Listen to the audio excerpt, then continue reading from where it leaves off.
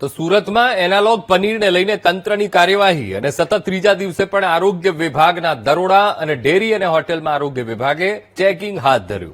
30 kilo અખાદ્ય જથ્થાનો સ્થળ પર જ નાશ કરવામાં આવ્યો. છેલ્લા 3 દિવસમાં 412 એકમોમાં કાર્યવાહી કરવામાં આવી તો કુલ 333 કિલો એનાલોગ ચીઝ, પનીર, બટરનો નાશ કરવામાં આવ્યો. આરોગ્ય વિભાગના દરોડાથી સંચાલકોમાં ફફડાટ ફેલાઈ ગયો છે.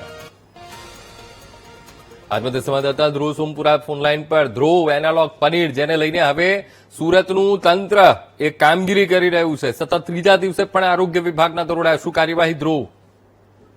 બિલકુલ, સુરતમાં આરોગ્ય વિભાગ સતત 3 દિવસથી જે એનાલોગ પનીર, ચીઝ અને બટર સામે કાર્યવાહી કરી રહ્યું છે. ગુજરાતમાં જ્યારથી જ એનાલોગ પનીર, બટર અને ચીઝ પર પ્રતિબંધ લગાવવામાં આવ્યો છે ત્યારથી સતત જે ડેરી વિક્રેતાઓ છે, રેસ્ટોરન્ટો છે, હોટલ્સ છે અને જે આ વેચાણ કરે તે વેપારીઓ જે છે ત્યાં દરોડા પાડી એવી કામગીરી કરી રહ્યું છે. જેમાં સુરત મહાનગરપાલિકાના 9 ઝોનમાં કુલ 98 જેટલી ડેરી હોટલોમાં સરપ્રાઇઝ ચેકિંગ જે છે તે મહાનગરપાલિકાના આરોગ્ય વિભાગ દ્વારા કરવામાં આવ્યું 3 દિવસોને, જેમાં 30 કિલો અખાદ્ય જથ્થો જે છે તે જપ્ત કરી તેનો નાશ કરવામાં આવ્યો છે.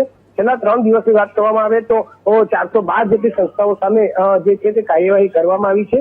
તે ઉપરાંત છેલ્લા 3 દિવસમાં કુલ 333 કિલો જેટલો એનાલોગ પનીર, ચીઝ અને બટરના જથ્થાનો નાશ કરવામાં આવ્યો છે. આ કાર્યવાહીથી વાત કરવામાં આવે તો ડેરી છે, હોટેલ છે કે રેસ્ટોરન્ટના સંચાલકો છે તેમાં એક ડર અને ફફડાટ જોવા મળ્યો છે. એટલું જ નહીં પરંતુ સરકાર દ્વારા એટલે ગાંધીનગરથી પ્રતિબંધ લગાવી દેવામાં આવ્યા છતાં હજુ પણ કેટલાક લોકો, જે સંચાલકો છે, જે તેમની પાસે એનાલોગ પનીરનો જથ્થો હતો તે હજી સાચવી રાખ્યો હતો તેવી સંસ્થાઓ સામે અત્યારે તેઓને એનાલોગ પનીરનો જથ્થો પકડીને તેનો સ્થળ પર નાશ કરવામાં આવી રહ્યો છે ને તેમની સામે કાર્યવાહી કરાઈ રહી છે. જી બિલકુલ ધ્રુવ, સમગ્ર માહિતી સાથે જોડાવા બદલ આપનો આભાર.